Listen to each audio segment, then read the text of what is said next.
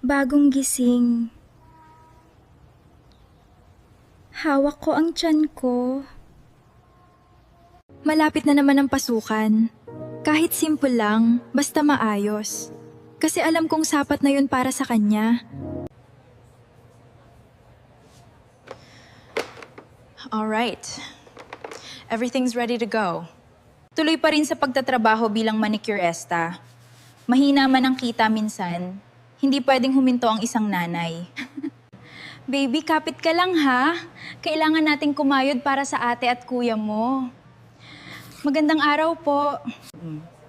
Ate, buntis ka pala? Nagpapagod ka pa? Wala pong choice ate. Ang bills hindi naman nabubuntis, araw-araw lumalaki. Minsan pagod na ako, pero pag nakita ko to, naalala ko kung bakit hindi ako pwedeng sumuko. Kailangan kong maging nanay, tatay, at lumaban. Sabi nila mahirap daw maging single mom. Tama sila, pero nung sinabi ng anak ko, Ma, yayaman tayo.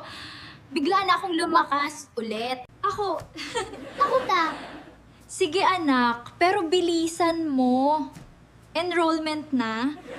Bilang isang nanay, kahit pagod, kahit hirap na hirap, gagawin ko lahat mapag-aral lang ang mga anak ko.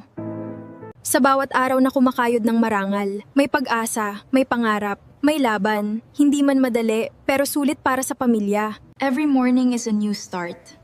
My dream is right here, in my hands. I'm ready for this day. Hindi mahalaga kung gaano kaliit. Basta galing sa malinis. Araw-araw, babangon at lalaban.